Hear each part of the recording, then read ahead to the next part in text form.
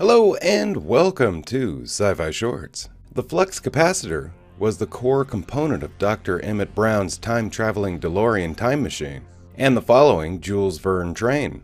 Doc stated that the flux capacitor is what makes time travel possible.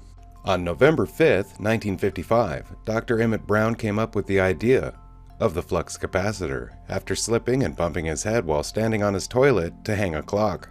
The idea came to him in a vision after being knocked out. He drew up a schematic diagram of an inverted Y shape with wires and stated flux compression. He also performed some mild calculations on the paper. Since coming up with the idea, Doc spent many years and most of his family fortune trying to get it to work.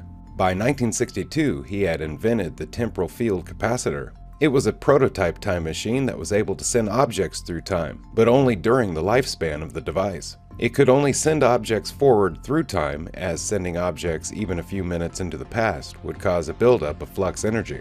If an object was sent any further back than that, the arrival of the object would overheat, and the capacitor would start an electrical fire. The problem with the buildup of the flux energy was solved by the flux capacitor, allowing time travel to the future, as well as the past. The flux capacitor consisted of a box of 3 small flashing incandescent lamps, arranged as a Y in shape, located above and behind the passenger seat of the time machine.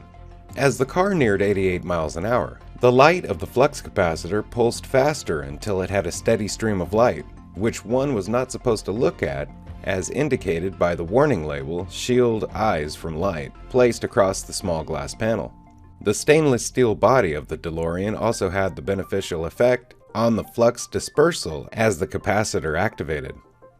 Although Doc was interrupted by the arrival of the Libyans before he could finish explaining it to Marty McFly fully, accessing the flux capacitor safely required disconnection from the capacitor drive, as the warning label at the top of the unit, "Disconnect capacitor before opening," pointed out. The coils that could be seen across the front and along the rear sides can be referenced as the temporal demodulation coils, as used in the original blueprints of the vehicle. These play a key part to open a hole in the time barrier. In order to travel through time, the vehicle integrated with the flux capacitor needed to be traveling at 88 miles an hour and required 1.21 gigawatts of power, originally supplied by a plutonium-powered nuclear reactor. However, for the time machine's return trip, plutonium was not available, so a lightning rod was connected directly into the flux capacitor and was used while the vehicle sustained 88 miles an hour.